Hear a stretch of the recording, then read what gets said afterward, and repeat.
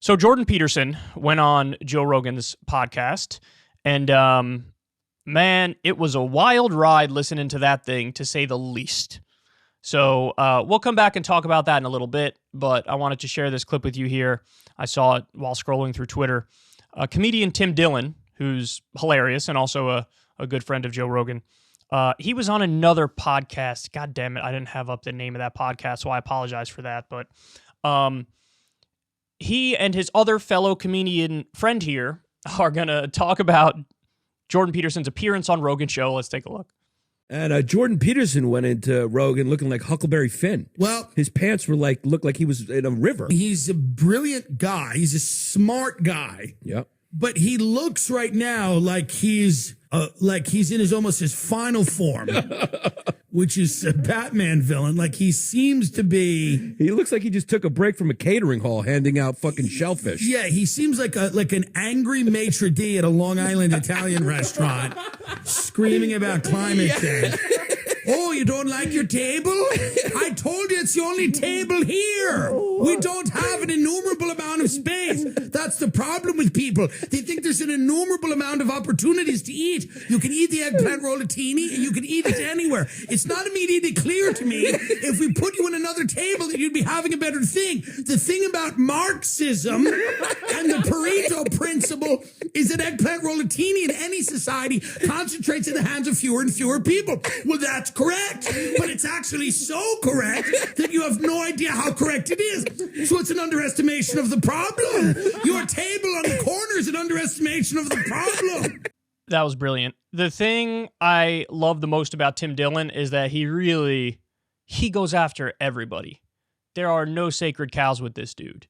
And as a lot of you guys know, in modern online discourse, there are some areas which feel like no-go zones because you don't want the hardcore fans of certain people to come after you, because even the mildest criticism will lead them to absolutely flip out.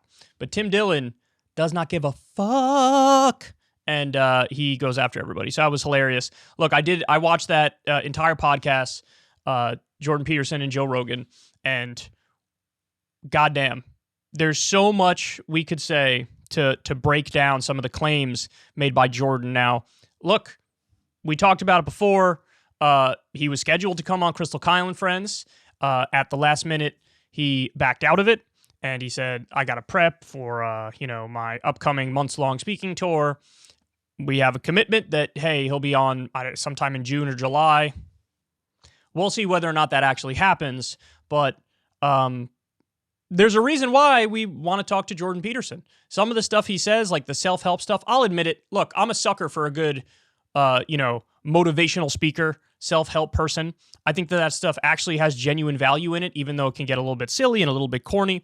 And I think he's really good at that stuff. But at the same time, when we get to politics and religion and science stuff, I mean, massive disagreements with the guy. So, I want to have, this conversation with Jordan to his face and give him some pushback, because I know that, generally speaking, these intellectual dark web types love to talk about like having open conversations and reasonable disagreements and whatnot. But you got to keep it real. Most of the time that these people are doing podcasts or doing shows or whatever, it's largely a giant circle jerk. And so it'd be nice to just have some real disagreement and see what he says when he's presented with some decent pushback. So in that podcast with Joe Rogan, there was one part at the very beginning, they start talking about climate change, and there's so much that was said there that's silly. Like Jordan says something along the lines of, well, the problem with the climate change types is that they don't factor, quote, everything into their models because the climate is, quote, everything. And so I guess he doesn't trust the overwhelming Mount Everest of data that says climate change is real, it's happening, it's bad, and we should probably do something about it before we have wars over water, for example, and extreme drought and famine, and have to spend trillions of dollars on the cleanup for the worsening extreme weather events. And he basically sort of frames it as like, well, this is more of an individual issue. climate change. And this is something I've heard him say previously as well. Guys, fact of the matter is, and I remember covering this story not too long ago, just 100 companies are responsible for 71% of global emissions. 100 companies responsible for 71% of global emissions. So in other words, and you all know this, but climate change is not something like, individuals can pull themselves up by their bootstraps and stop putting so much gas in their car or whatever, or leaving the lights on for too long. No, you absolutely have to regulate the companies in order to reduce emissions, and you have to do basically, a New Deal level project to switch the economy towards renewable and green technology. Because it doesn't matter how much individuals get their act together, that's not really going to make a dent if 100 companies are responsible for 71% of global emissions. So on the climate change stuff, look, just demonstrably incorrect things were said. You have one of the parts that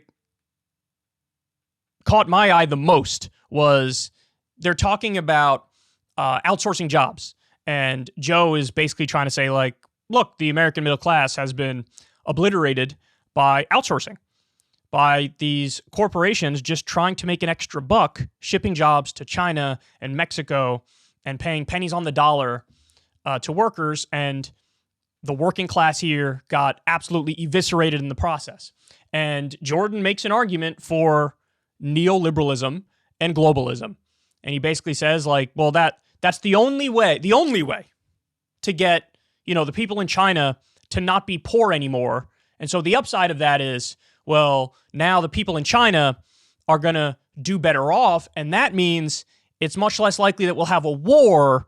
So in the long run, it's a net positive to do things like NAFTA and permanent normal trade relations with China and all of these so-called free trade deals, which are just corporate outsourcing deals. And you look, on that point, I could not disagree more. I mean, the U.S. government is supposed to represent Americans. That's the whole point. And by the way, do you think that was their policy consideration too? We want to try to end poverty in China, which is why we're doing this. They thought it was do you think it's benevolent or altruistic, and that's why they want to outsource all these jobs? No, they wanted to do it to make an extra buck. And yes, the American working class got absolutely obliterated in the process. So, and by the way, the U.S. politicians who went down this road would not have chosen this path if not for the influence of big money in politics and corporate money in politics, because they ended up representing their donors' interests, the CEOs and the wealthy people, over the interests of the people they're supposed to be representing, their voters, the working class. So could not disagree with him more on that.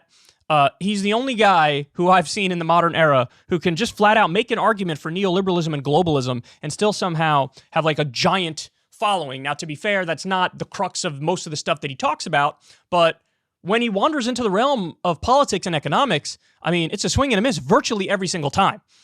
And then we get the bizarre claims about the Bible, how the Bible's, quote, the first book, and so he makes these claims about the Bible and how it links up with truth. And it just strikes me as, honestly, funny enough, postmodern garbage, because he likes to critique postmodernism.